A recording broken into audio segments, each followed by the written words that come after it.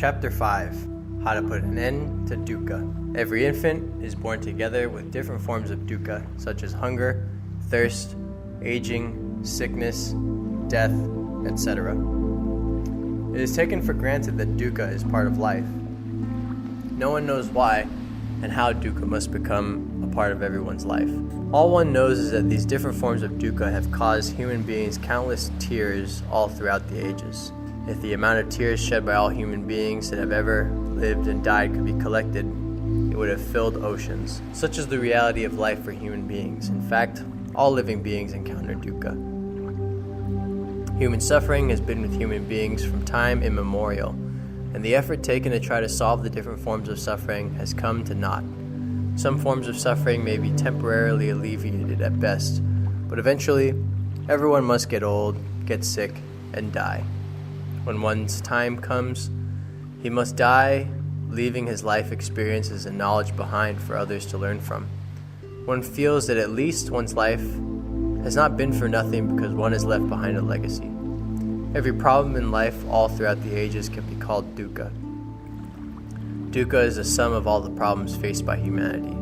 Dukkha is the fate suffered by every human being. Dukkha forces every person to acknowledge the fact that life is filled with dukkha, and dukkha is unavoidable. Dukkha serves to warn us that for as long as we cannot extinguish dukkha, we will be endlessly trapped inside it. Dukkha serves to remind us that every person must strive to personally find the way to be emancipated from dukkha. No one else can do it for him. Dukkha serves to warn us that if we find the wrong way to deal with dukkha, we only end up with more and more dukkha.